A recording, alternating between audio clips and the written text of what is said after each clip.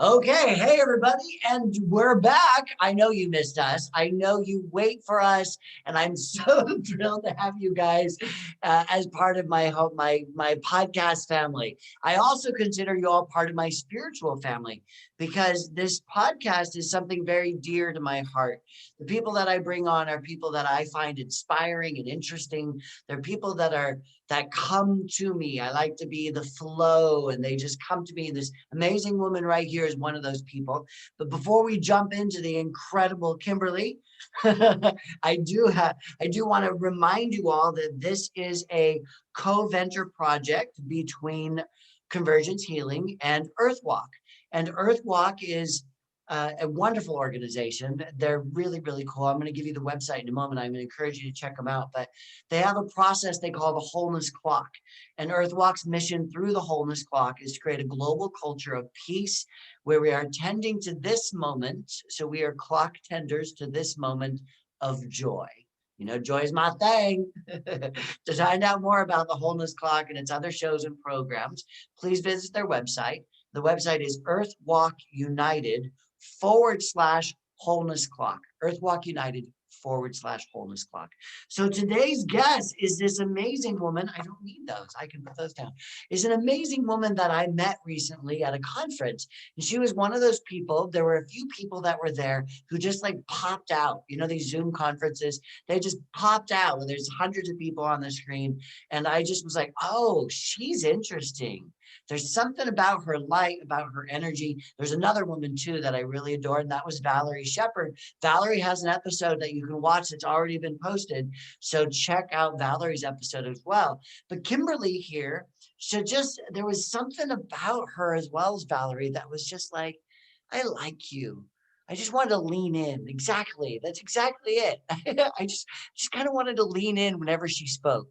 So I would love, Kimberly, for you to share a little bit about who you are and this conversation that we were having in the beginning of overcoming.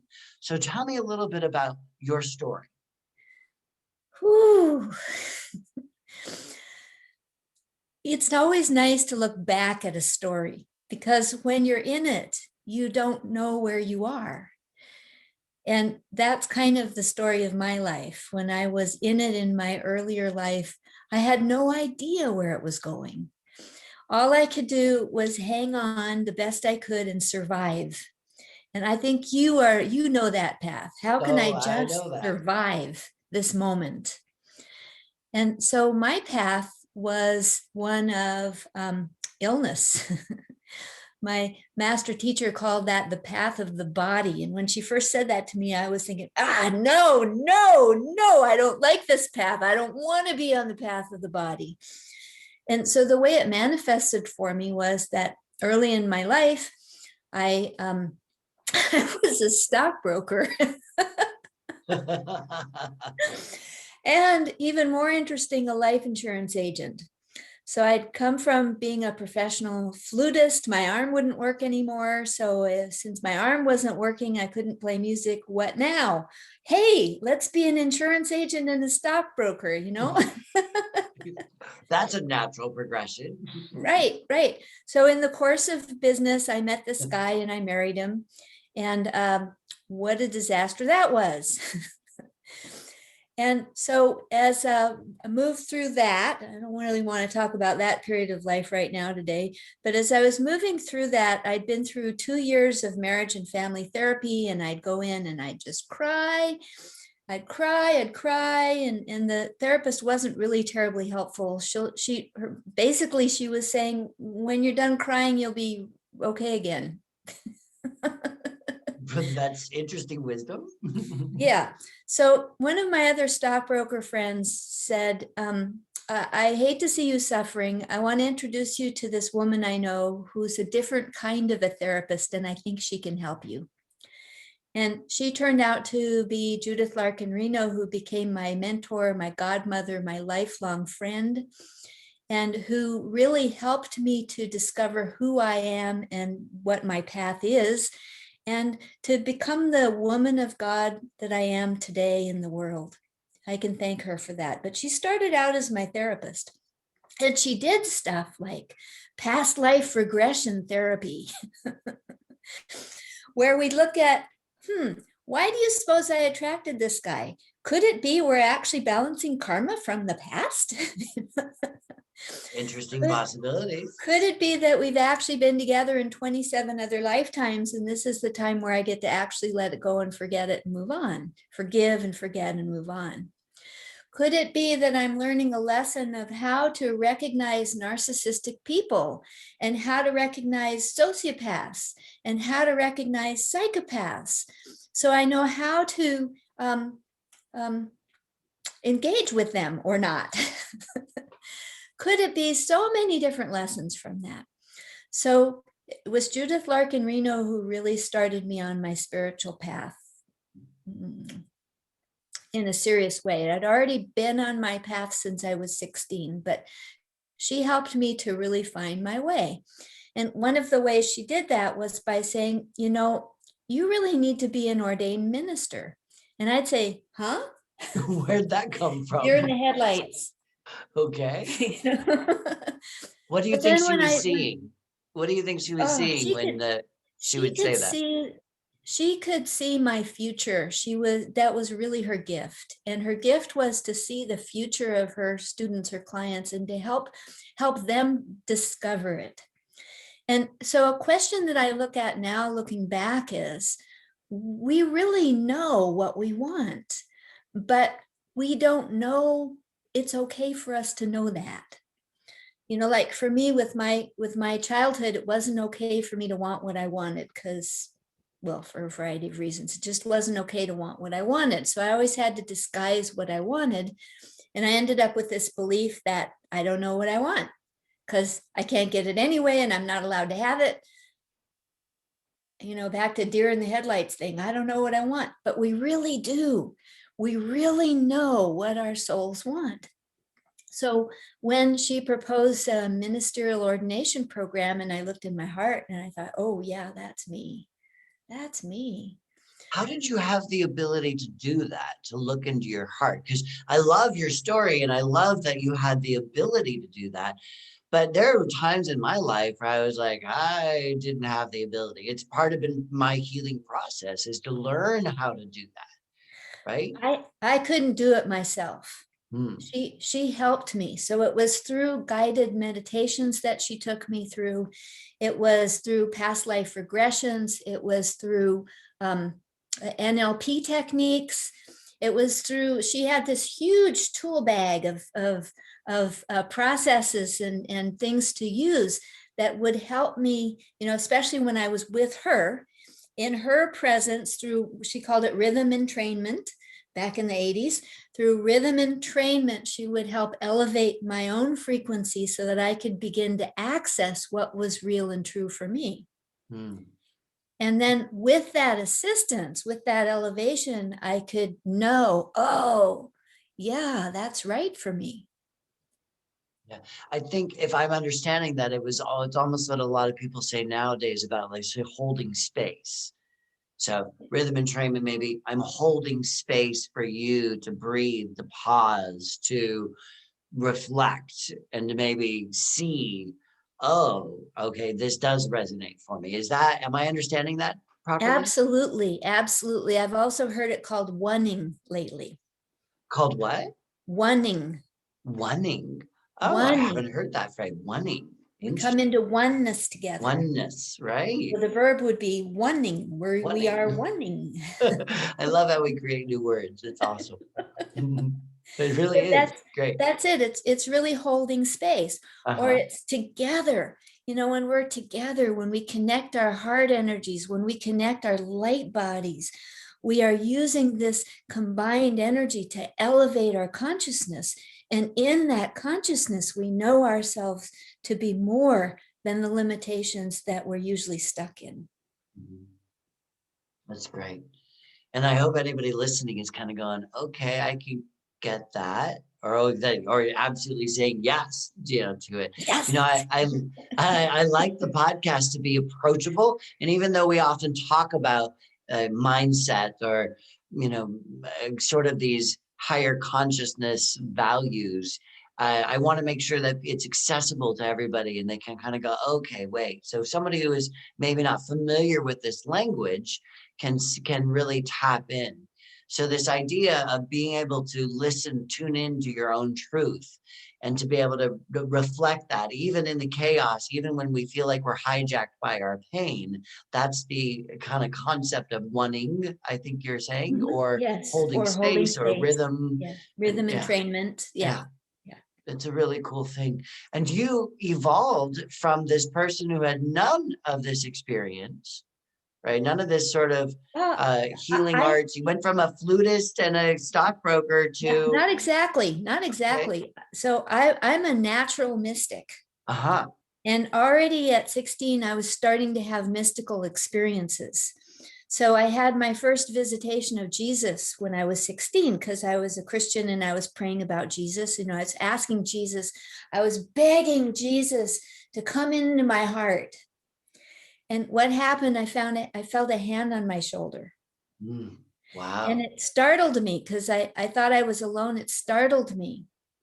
And I jumped back. I jumped out of my prayer. And then I was actually at a Christian camp on Catalina Island off the coast of California. And we were around this bonfire and this beautiful starry night in the summer.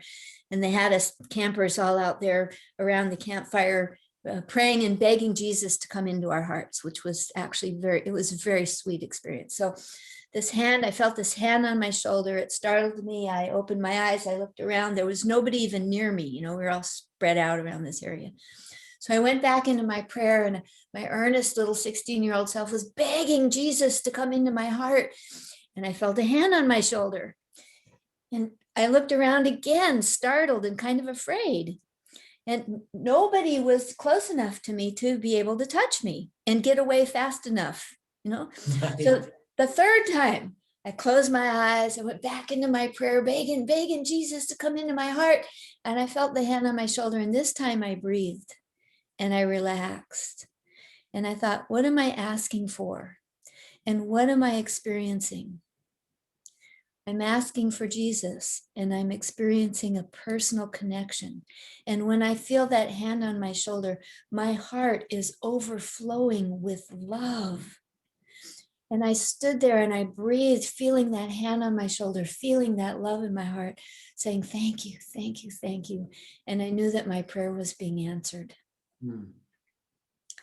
So that was my first real experience that our prayers are answered, that spirit or Jesus or the angels or whoever you want to call it is real. And that when we ask with a sincere heart, we are answered. And we are answered whether we can recognize it or not. The answer is there. Mm-hmm. So that's part of the faith and trust, is to have faith or trust that what we're sincerely asking for in the depths of our hearts is being answered. Mm. And that's why I was saying that in the depths of our hearts, we really know what our soul wants. And those soul desires are very simple generally. The soul desires are to feel that oneness, that wanting with the truth of who we are, with spirit, with the all that is beyond the limitations of our personality. Mm-hmm. That's Absolutely. really at the core for all of us. Right. And I'm curious because I love how well, first, it's very common for people to have these mystical experiences. I think it's super, super common. I hear about them when people aren't afraid to tell them, but I hear about them regularly. And I also hear about, well, I had that experience and then I pushed it aside. Like I didn't know what to do with it. I didn't know what to make of it. I went and became a stockbroker. Right. Yeah, that's what Uh, happened. right. And I also, if somebody's having an experience like that right now, what would you tell To trust and have faith. them? And don't give up on it. Because the next lesson I learned was that when we don't think that we're worthy or we're able or we're deserving or it's even possible, all kinds of stuff happens in our lives to get our attention. So the Okay. next way that happened in my life was, I knew that there was this part of me. I was interested in angels. I went through my bachelor's degree in college, and I was very focused. I got interested in angels. I was very focused on spirit. I started to really intensely follow a spiritual path. I went from one group to another, looking for who has it, who has the energy, who knows the way. So then I had to kind of, I got out in the real world. I had to support myself financially, and I put that on the side for a while, and I met husband number 2, and he was a much better choice for me. He was a good man. He was also pretty controlling. He was like a father figure. My friends would say, "You married your dad," and I'd say, "Oh, really?" I couldn't get that. Because our marriage was permission based. He was the one giving the permission. We weren't equals. And so eventually, I didn't like my job when I was driving to work. Oh, so here, let me help you picture this. Okay. So here I am. I'm in my late 20s. I'm drop dead gorgeous, beautiful. My favorite thing to wear was my red silk suit with a little mini skirt and my really high heels. Okay. And I've got my leather briefcase, and I'm working in the corner office because now I'm the financial planner, and I'm training and supervising 30 field agents in financial planning. And I'm doing the plans. I'm heading up a board of 6 experts. When we do a plan, we all sit Oh my God, around I and I do the love this plan. vision. That's awesome. Here we are, we're in the boardroom, we're all around the table in the boardroom and all the experts. And, I'm the one presenting the plan. We've all talked about it. So before it goes out to the client, I'm standing there in my little pretty red silk suit, just drop dead gorgeous. I'm also just a whiz. I was really smart, thank God. And we're all around looking at this financial plan where, everybody's checking their part, making sure that I got it right, that it's accurate and we're ready. It's all ready, that I didn't skip anything or there aren't any glaring mistakes or typos before it goes out to the client. And so one weekend I hadn't been feeling well. And so it started out, I had headaches, and I mean like really bad headaches, like migraines that could last up to 6 days of just excruciating agony, where I'd have to just lie in bed with a pillow over my head because light hurt my eyes, sound was painful. They call them suicide headaches because people shoot themselves in the head with this kind of headache frequently because it's just so awful. And so anyway, that and my stomach had been hurting. It's like I couldn't eat anything. I know there's lots of people listening who feel like there's nothing you can eat that doesn't hurt, that your body isn't fighting against. And so I had to give up wearing my really tight, cute little suits, and I had to wear baggy clothes, which was like fashion death. And then my legs hurt, my feet hurt so bad. I had to give up my high heels and wear these little flat shoes, which was like double fashion death. It was horrible. It was at that time, it was the most horrible thing I could imagine in my life, to have to wear baggy clothes and flat shoes.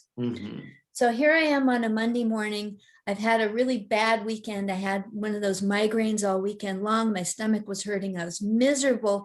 I came in, I'd finished a plan the week before, came in on Monday morning to present it to our little board to get the approval to send it out. And I'm standing there. It was first thing in the morning. I've got the plan in my hands. I handed out all the copies. I'm looking at all the people. I'm looking at the plan. And I could not read a word on the page. It was so weird. Over the weekend, I had forgotten how to read. Can you imagine?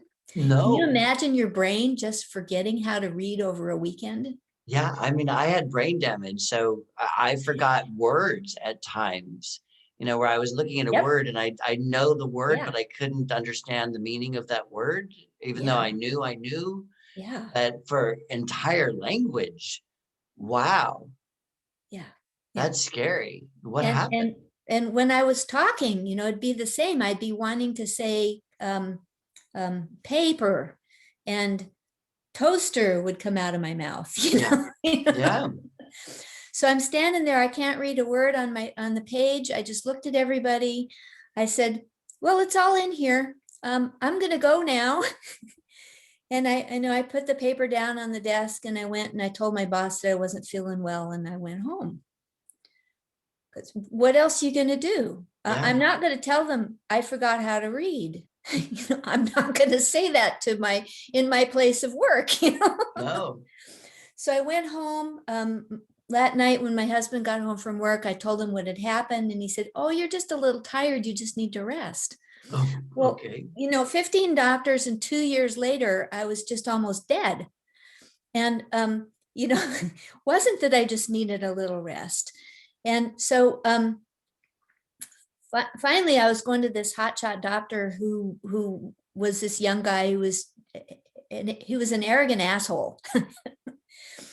And he said, everybody has a bad day. And I said, well, what's a bad day for you? And he said, well, when things are just a little unresolved. And I said, well, a good day for me is when I can actually get in the car, get clothes on, get in the car and drive here to see you. That's a good day for me. Now it's going to take me a week and a half to recover from getting here to see you. Thank you very much. So he flipped this business card at me in this really, flippant way to just get rid of me, because it was clear, whatever it was, You were his bad day. Yeah, I was that unresolved thing that day. He flips this business card at me. He says, call this doctor. He may be able to help you. And I stuck it in my purse. And the way he'd given it to me, I didn't pay any attention to it because he had given it no value. He was clearly just trying to get rid of me. So about a week later, I was really suffering. So the idea popped in my head to get that card out. So I did. I looked at it. It was an oncologist. And I thought, why is he sending me to an oncologist? I don't have cancer. But I called the number. I went to see him. He looked at me and he said, my God, you're almost dead, aren't you? Oh, wow. Yeah. So he did a bone marrow biopsy. He did a, blood work. And, it turns out that my bones had forgotten how to make blood cells. This minor little detail. Mm-hmm. And if you actually looked at my blood test, you could see that it was really wrong. Oh. So this other doctor hadn't even bothered to look at the tests that he's ordered for me. So anyway, whole story there. This new doctor was able to figure it out and start treating me. And somewhere along the way, when I was so completely miserable in there, I had a day where I was lying on the couch with a pillow over my head because the light hurt. And I was playing music really softly that I loved. It was, at the time, it was Raphael's Music to Disappear In. It was very soft. It was soothing. So I was laying there on the couch praying very deeply about this. And I really wanted to die because I was in such misery and there wasn't any hope. Really wanted to die. And so this prayer came out of my being. At the time, I didn't know where it came from, but this scary, sometimes we have scary prayers. This scary prayer came out of, Lord, I don't care what happens to me. All that matters is that I feel you now. My whole being was in that prayer. I don't care what happens to this body. All that matters is that I feel you now. In response to that, the ceiling in my living room disappeared. The heavenly host came in. Millions and millions of angels filled my living room. And I was held in this embrace of love and bliss that was unlike anything I even knew possible. I can feel it now. In that love and bliss, the pain vanished. It was the first time in years that I was pain-free. The pain vanished. I felt how loved and treasured I was for just my essence, my being. I didn't have to do anything or prove anything or produce anything, just me. I was so valuable that the heavenly host would come and hold me in answer to my prayer. And in that connection of oneness, of love, of rhythm entrainment. In that connection of unity, I was asked to create a bridge to spirit. And of course, my whole being said, yes, yes, yes, yes, while my little brain is going, you can't even hardly go to the bathroom. Right. Yeah. Yes, yes, yes. And so it was shortly after that that I called that doctor and started to get some treatment and some help. And what resulted from that was my angel blessings cards. Amazing. Yeah. And so Sure. I Don't got to put that away spend, so fast. Oh, you got, okay, good. I was going to say, I want to see them. Uh-huh. It's a great cover. Mm-hmm. And the so cards. it took me a year to get over to get well enough to where I could think again. And when I had enough blood in my body, I had 30% of the amount of blood that a body needs to function. And who needs to read when you're just in survival? Yeah. So when I was recovering, and the back looks like that for those who might recognize it. So when I was recovering, it took about a year to be able to, the pain went away, and to be able to read and think again and to kind of function. And so I spent the next 4 years that actually liberated me from financial planning and insurance. Right. And it took another 20 years for me to be able to do math again, just to make sure that I didn't try to go back, because I tried to go back a couple of times. Mm-hmm. So it was that beautiful experience. The soul knows, our deepest soul desire knows the direction that we need to go in life. But when we don't think it's possible, that's when all the big drama has to happen to support us going forward in the direction we know we're being called. Your story has just entranced me, and the experiences of connecting with the divine, those experiences speak to me. When you speak of it, I feel that experience. There's so much presence that's just still being transmitted through you, through that experience. It's just beautiful. I'm sure those who are listening or watching this can actually feel that energy. And it feels sustainable. It feels like it has a continuum to it. And I just wanted to holler that out and say, that's that moment when a recognition, right? That's moment when the heart says yes, and that you're saying that, and my heart's saying yes. And I'm just curious how many people who are listening, their hearts are saying yes to that too, and may even being confused, like your mind was, kind of like, how are you going to do that, right? How that the conscious awareness and the physical brain can sometimes be at odds with each other, and how important it is to lean into that awareness, lean into that trust, lean into that faith. Right. I just absolutely adore that. Well, Kimberly, we need to wrap up, but what an amazing story. You have all of these things that you're doing as well. And I know you have a big social media presence. Will you share with people how they can reach out and connect with you? Absolutely. So the easiest way is to go to KimberlyMaroney.com, my website, or look for me, Kimberly Maroney, on social media. And make sure you spell that. So people who are listening, because I'll have it in the text, but make sure you spell that for us. KIMBERLY Mhm. MAROONEY. Perfect. Thank you so much. And the university, you want to give a shout out for that? Gateway.university. That's beautiful. Thank you so much. And just for those who are listening, this, what I've been sipping here is not a beer. It doesn't have the color of it though, doesn't it? This is my I Am Happy tea, which has a base of St. John's wort and citrus.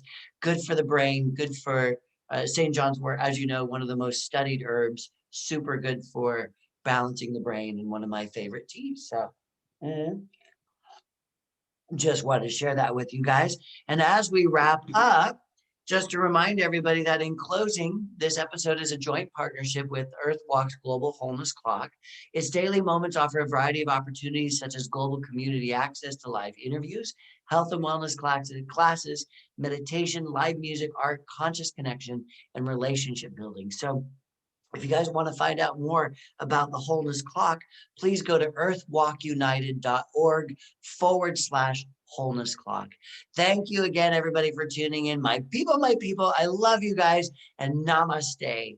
Make it a great day. Bye. Thanks, Kimberly. Thank you. Boom. All right. Okay, We are just done.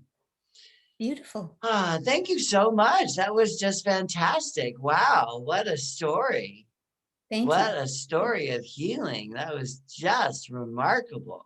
Yeah. Yeah, for a moment there, I had my white blood cells attacking my red blood cells and my hemoglobin splitting and shutting down my organs. So Oh, beautiful. last Yeah. very So long. we've been on a similar path. Oh, that body path. What joy it is. All right. Well, thank you so much. I'm going to have this recorded. Oh, it says still.